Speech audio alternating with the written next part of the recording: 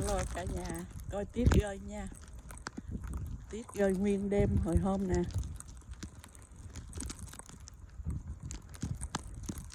Đó, rơi nguyên đêm giờ vậy nè.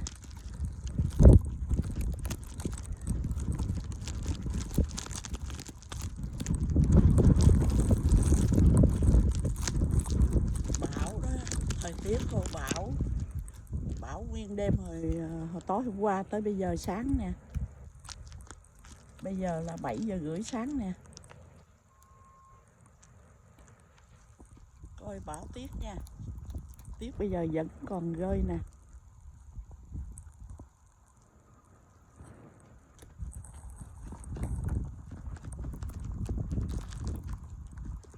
Thấy tiết dung như cái núi không? Đó. Mà gió dữ lắm á.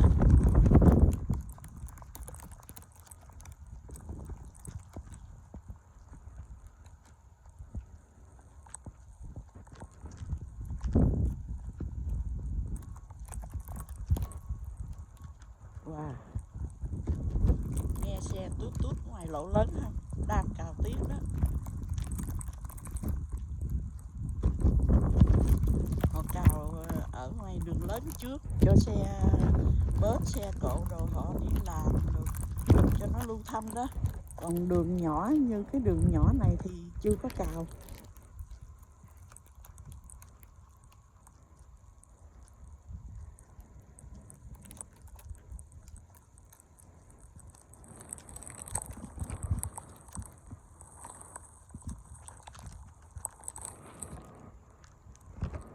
Thấy tiếc rồi vậy sao?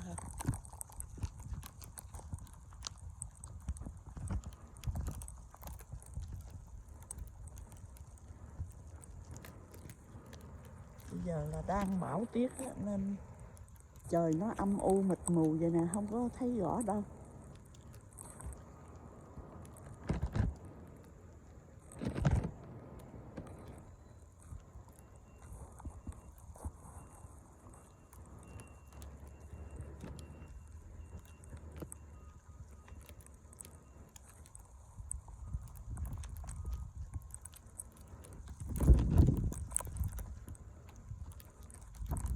Gió dữ lắm đó.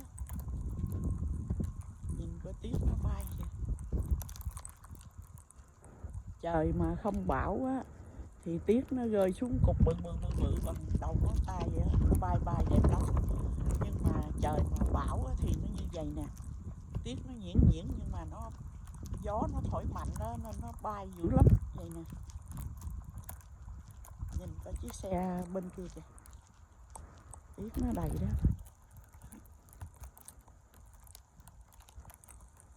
Mà thường bão tiết thì người ta không có đi làm. Thông báo mấy cái hãng thông báo là nên ở nhà. Tại vì bão tiết như vậy á mà đi ra highway á, tiếng Việt mình gọi là xa lộ đó, nó rất là trơn rồi nó sẽ bị accident. Là giống như tiếng Việt là nó bị đụng xe đó. Nên họ ở nhà như vậy nè. Cái đường nhỏ vậy ra xe còn chưa được nữa. Tại vì tiết á, nó rất là trơn. Chạy nó trơn lắm, không có chạy được. Cứ chạy mở máy hết ra nhưng mà xe cũng vẫn nằm một chỗ à. Bánh xe lăn vậy đó nhưng mà nó không có đi được.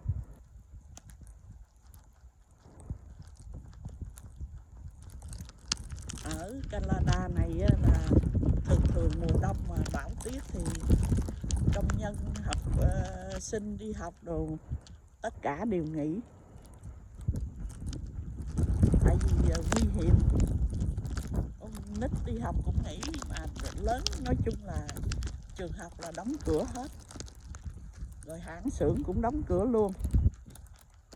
Tại vì chạy xe rất là nguy hiểm, nó trơn dữ lắm. Mà mỗi lần mà nó đụng xe một lần cả chục chiếc thì nó mới ngưng.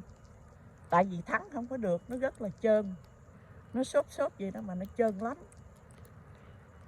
Cái đường nhỏ này hồi phía họ đã chính phủ đã cào tiết một lần rồi đó.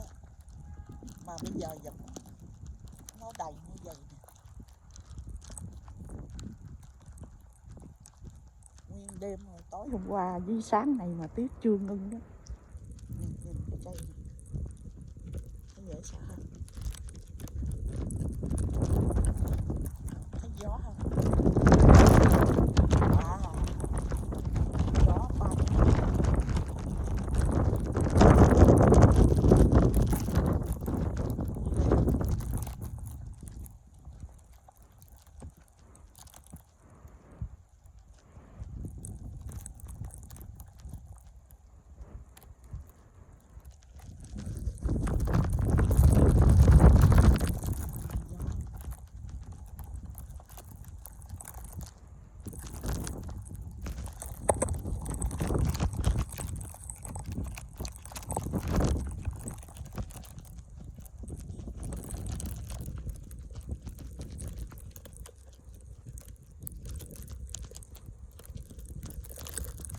Nhìn cái bộ dương kìa, tuyết nó nặng quá tới nó quằn luôn đó,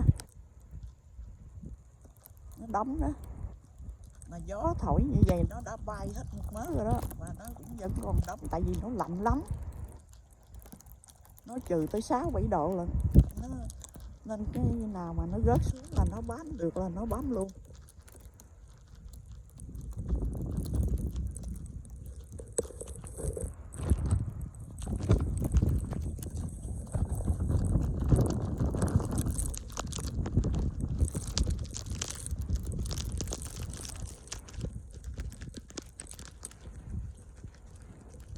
Coi gió thổi rồi cái nón của mình nó rớt ở đâu rồi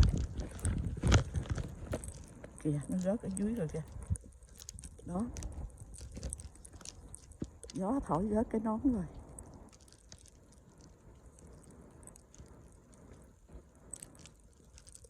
Rồi tiếc nè, nó rơi xuống, nó rớt lên mấy cái thùng rác đó, coi nó rung như vậy đó. Còn cái bàn kìa, còn cái bàn kìa nó ngập luôn kìa.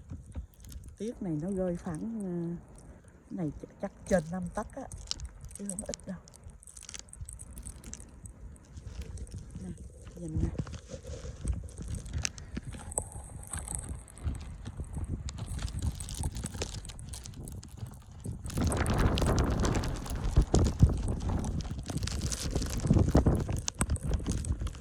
Nhìn cái bàn với chiếc xe kìa.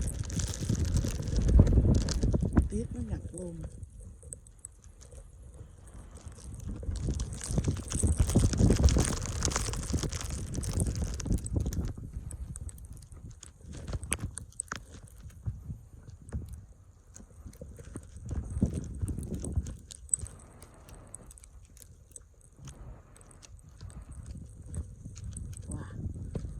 Đứng mình quay phim thôi mà nó cũng nghe, nó cũng chật đó, nó trơn quá. Trời đang bão đó.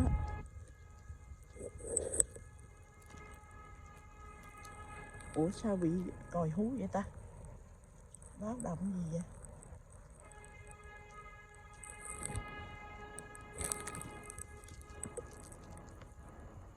Ủa báo động gì cả? Sao còi hú vậy?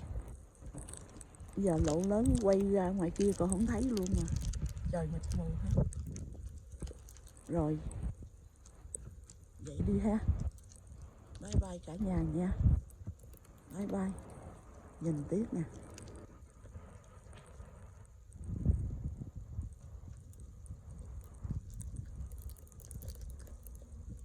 Rồi, vậy đi.